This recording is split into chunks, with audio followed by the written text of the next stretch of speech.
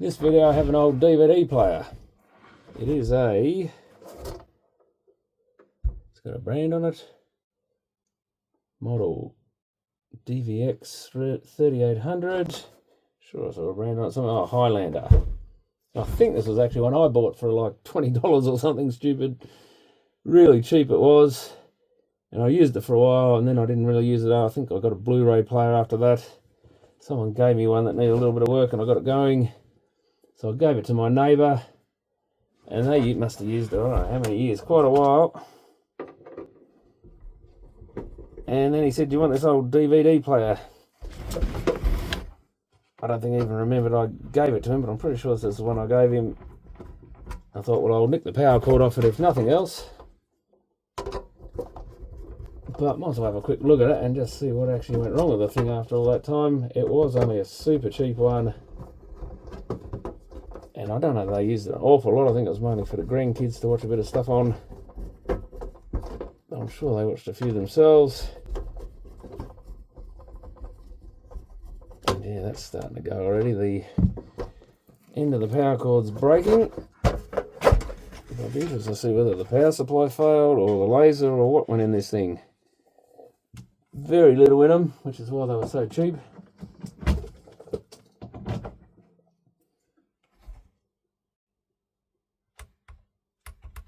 I don't think it's actually doing anything.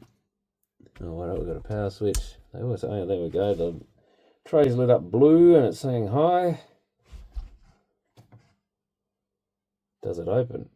Nope. Oh, it's doing something, or is it still? Some of these things take a while because they're busy checking if there's a disc in there. Yeah, it's one of them.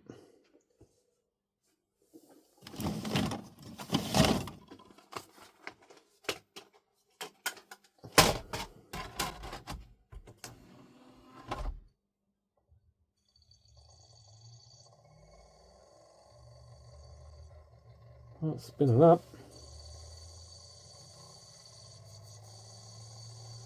Pretty dodgy the way they're on this cable. Whether that cable's any good still, that's the sort of thing that's going to fail all twisted up like that.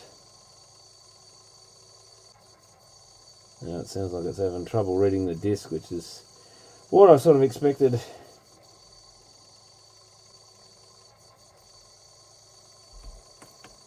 That's not going to be reading that anytime soon, I don't think. And will it let me spit it out? Probably not. They're super annoying, these things.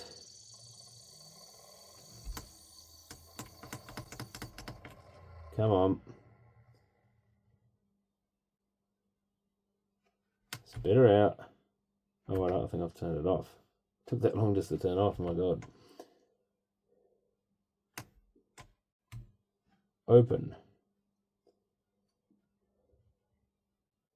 No, spit it out, come on. Very annoying on most of this later equipment because it does all this sort of silly stuff. Rather than you press a button and get some action out of it, it just messes around. And there's a screw and a screw. Let's just check it's not dirty, I guess. Not that I want to get this thing going for any reason, but like I say, it's just interesting when they're such a cheap unit to see what died. Usually the laser or something. Could be the cable. Like I say, look at the way it just drags around. That is pretty shonky. Yeah, it's not particularly dirty. A little bit of muck on the platter, not surprisingly. That can add a little bit of vibration, but it shouldn't stop it reading completely. It almost looks like that DVD player that was built into a television that I looked at recently. It's probably the same little cheapo laser in it. I guess that's not going to run without that in there, is it?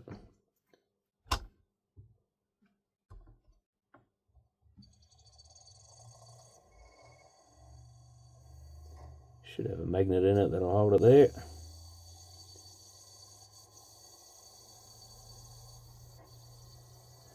Still saying loading.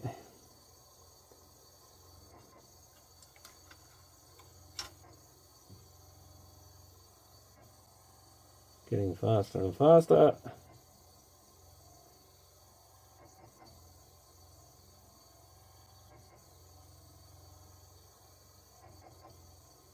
Yeah, searching around a bit. I'd say we've got a naked laser. Hit open and then wait half an hour for it to actually spit it out again.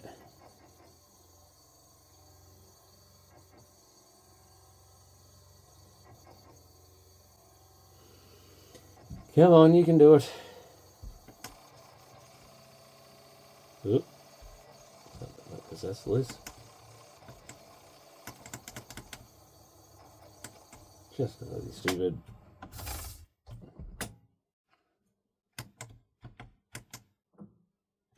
Don't know, I may just spit the disc out. No, don't read it.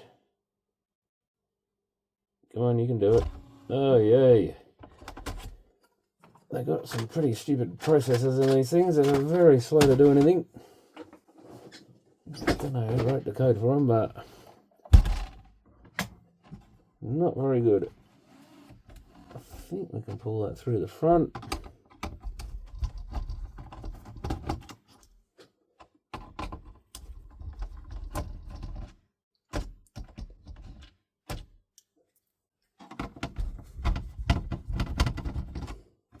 Yeah, this must be a good, probably more than 15 years old now. Could even be going on 20 years, this thing.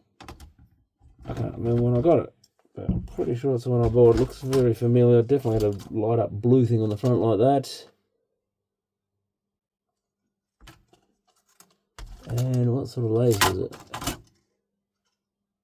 DA11. That's the laser number.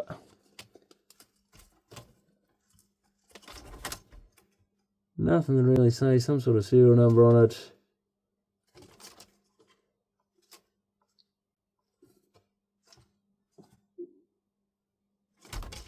I mean, in theory, some of these cables can be worth keeping. I mean, look at it.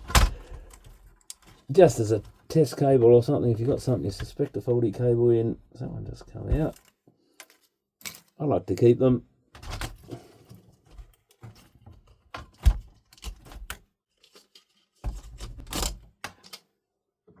And yeah, I don't know that the mech's really got much value on it. Probably got a little switch in there, as well as that motor it feeds. The loading motor should have a switch for the door. There it is. That's a pretty standard sort of switch. Rather corroded and looking or tarnished. These days I tend to keep a few bits since I don't see so much of this stuff as I used to. Could salvage the mech maybe. It's got some pretty cheapo looking motors.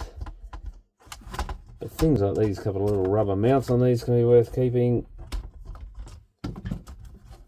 For CD players or something, there you go. Got a couple others here, how they come out. Those sort of things sometimes come in handy. I mean, a DVD player you normally wouldn't bother repairing because of the price of them. But some of these motors are found in other things. There's another little motor there. That's easy enough to get out. Things like these little screws can be very handy when you lose one.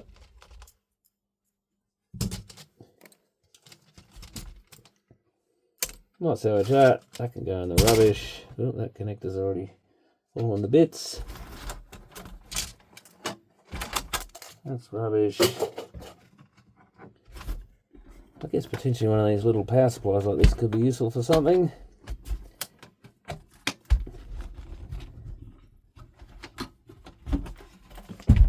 Power cord will be handy.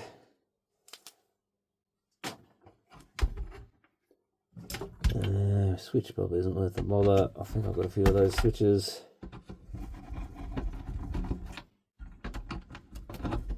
I actually bought a little power supply off eBay to run a preamp one of these days, assuming it's not too noisy to run it. So this has probably got 5 and 12 volts or something. Yeah, it literally does. 5 volt, 5 volt, 12 volt, 12 volt. So in theory that could be a good little, it's got a decent sized diode, so it must be good for a bit of current to run all those motors and laser and stuff.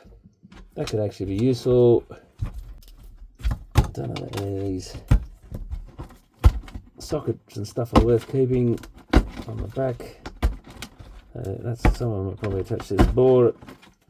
Theory that board should probably go in the recycling. Let's have a quick look at it. There's very little to it. That's how little they had in them. It's when you got down all these sort of $30 DVD players and stuff, there's just nothing in there. Even got an optical out. And they did a bit. This one even has card slots and stuff on the front. So getting into the era where you could sort of do multimedia stuff, like different storage devices and stuff they would read. Some little chip in a socket there. That'll be your main motor drive. Because it's got a heatsink hanging out of it, I guess. Media iTech chip. A long QC pass 2010. Yeah, so she's somewhere would have been fairly new when I got it. So about I was thinking it was around maybe a bit earlier than that, but it looks like I got it around 2010. That can go into e-waste. Oh, this wiring I guess can be recycled. Just have a quick look at the front panel. Sometimes those connectors sort of type leads are worth keeping, but I don't know that you don't normally use them for anything. Some of the ribbon cable can be useful occasionally. What have we got here? That's something's breaking and falling apart. That's the mic sockets, I think.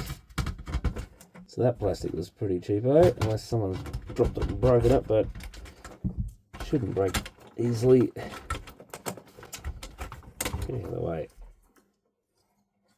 Don't know if those sockets are much good for anything. Sort of thing I can chuck in the connector drawer. They don't look that familiar, so I've probably not used them in many things.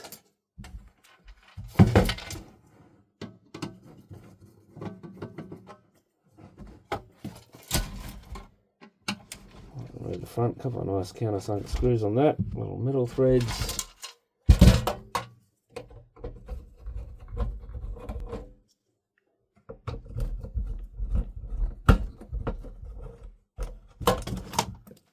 Not a bank of sockets there, not really worth caring about. It's just some clippers, yeah, that can go in the scrap metal. And what do we really have on the front here? Let's see what, so I assume that's just a little push button switch for the power. Yeah, and is that a, oh that's probably one of the blue LEDs that lit up the front, is it? Possibly. I wonder if it came in from the side. Well, there was nothing on the tray, so it must just light from the side. That's quite a bright little blue LED, I guess. If you wanted one for something, there's a tiny little display. And yeah, there's another blue LED, I guess, for the other side. Yes, that's what lit the door up. There's your infrared receiver module.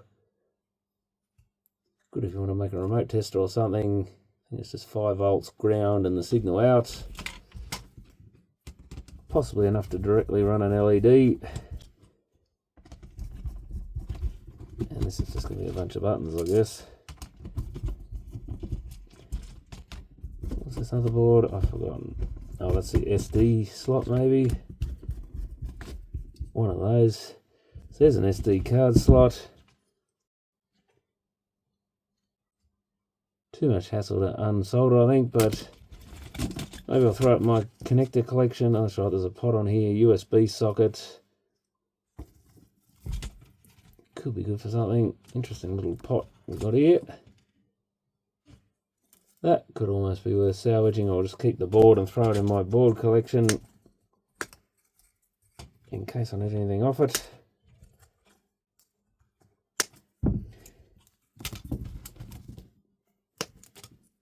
I don't really need to cut that off probably. But that can sort of maybe, oh, that one I might keep, but yeah, the rest I can go in the e-waste. That I might keep just for the pot. Plastic can go in the rubbish. And that gets rid of that thing, so that's one less piece of junk lying around. But might be a few useful pieces out of that. It was just interesting to see what had died. It's usually either the power supply goes in them or the laser, so these Chinese power supplies are obviously getting a bit better then. And depending whether they're left on all the time or not, I guess is part of it. But in this case, the laser went first, so it must have had a few hours use. But anyway, thanks for watching.